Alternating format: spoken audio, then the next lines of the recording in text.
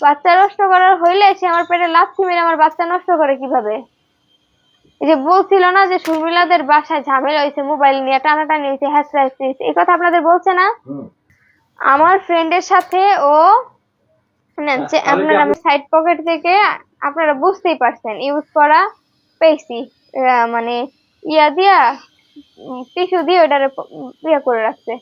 এটা দেখার পর আমি পারতাম এটা নিয়ে সারা গ্রামের মানুষের দায়িত্ব, আপনাদের ছেলে কত ভালো। আমি চাইতাম কি আমার হাজবেন্ড যা করছে ওগুলো আমি হাইড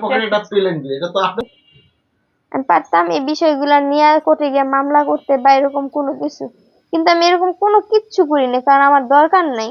আমি চাই হাজবেন্ডের সাথে সংসার করতে, আমি তো এই জায়গায় পাল্লাপাল্লি করতে আসিনি। মেয়েরে সে 1500 টাকা দিয়েছে চকলেট খাওয়ার জন্য। চকলেট খাওয়ার জন্য 1500 টাকা দেওয়ার পরে দিয়ে ওই মেয়ের ঠেট দিতেছে আমার সাথে রুম ডেটে আসো। মেয়ে আর কিছু কয় না, আমি আসতে পারবো না, কয় যে তুই আসবি না, দেখ তোরে কি করি। তখন মেয়ে কইতাছে কি তোর বউর কাছে এবং কি সোশ্যাল মিডিয়াতে এইসব ভিডিও আর এইসব লিঙ্ক আমি ছেড়ে দেবো। তখন মেয়েরে এই ছেড়ে দিয়ে দিছে। কমেন্ট সেকশনে সেন্ড করলে এটা উমুক সমুক হ্যান ত্যান এই সেই হইব, পরে আমার প্রবলেম হইব। আপনার নাম্বার দিয়া যদি নাম্বার আপনার বাপ দাদা আপনার কারো নাম্বারে থেকে থাকে আমি আপনারে বের করতে পারবো, কারণ ওই সিম দিয়া আপনার গোষ্ঠী শুদ্ধা কোন জায়গার সিম ওইটা কিনছেন ওইটা বের করতে পারবো ইনশাল্লাহ। ওইটা আপনি চিন্তা করেন না। আর আমি এটা নিয়ে যদি মনে করেন আমি খুব ভাববো, আমি এটা ভয় পাই না। দেখছেন স্ট্রং। এবার বলি, আমার ফ্রেন্ড হচ্ছে মিম, হ্যাঁ, তো আমার যখন বাচ্চার বয়স 2.5 মাস 2 মাসের কাছাকাছি তখন আমার কাছে রিপোর্ট আছে, আমি রিপোর্ট দেখাই আপনাদেরকে। বাচ্চার রিপোর্ট উনি যদি এতটাই ভালো হইতো, ওনার বউ প্রেগনেন্ট, উনি তো সব ছাড়ে তাহলে বউ প্রেগনেন্ট এটা সোশ্যাল মিডিয়াতে এসে বললো না কেন?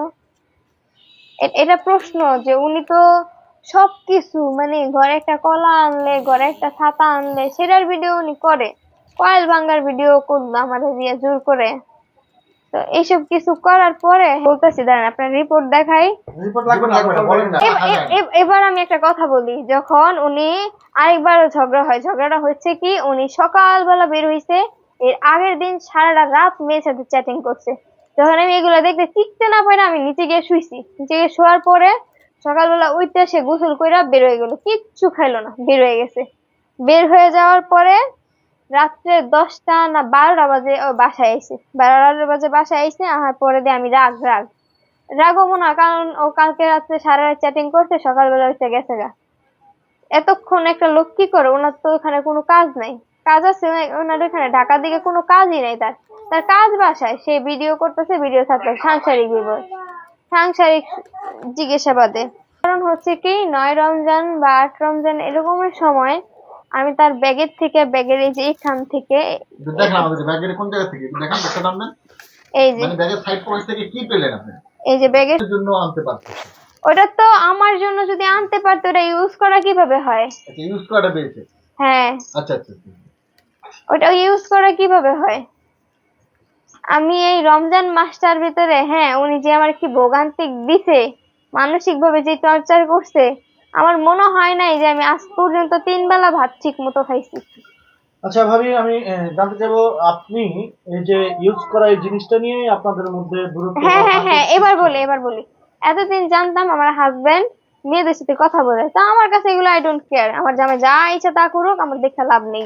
আমি কিন্তু কালকেও বলছি, আমার জামাই যদি বলে সে ডিভোর্স দেয় না, আমি তার সাথে সংসার করবো, কিন্তু আমরা সোশ্যাল মিডিয়াতে কাজ করব না।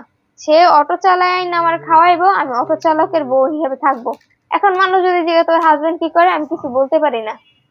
হয়তোবা সে লাখ লাখ টাকা কামাইতেছে, লাখ লাখ টাকা ইনকাম করতেছে।